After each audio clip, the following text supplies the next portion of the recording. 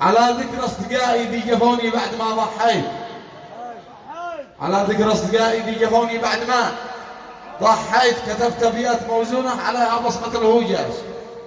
ولا تسأل على طبعي وطبعي مثل ما انتهريت.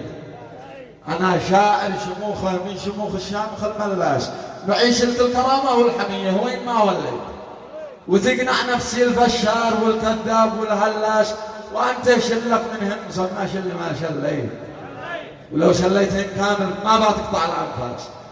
أشوف الغدر في عينه وحي الهش العفريت، وأسوي نفسي إني ما عرفت أطباع بعض الناس، وأحس الدرة اللي ماشية من فوق سطح الفيل، وأقول الصبر يا فارس مني تغلب على جساس، وأحس بكل شيء من دون ما أقول إنني حسيت.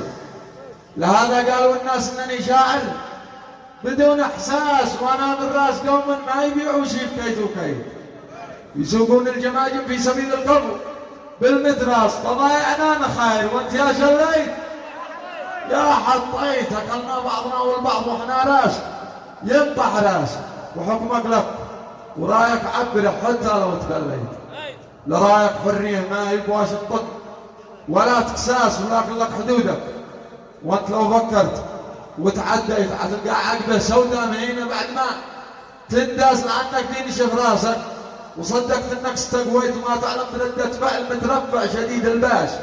سهرت الليل امس البارحة واشتقت وتمنيت لبعض الاصدقاء اللي كان صحبتهم ذهب والماس، وفي هذا الصدد ذكرني الماضي بما سويت، وحاولت اشرح الموضوع واصيبه عيال الناس، خطاي اني تحملت الخطا من صاحبي واخفيت، وهو غلطان مثلي الحين فكرني بدون احساس، وهو غلطان مثلي الحين فكرني بدون احساس. سلامتك.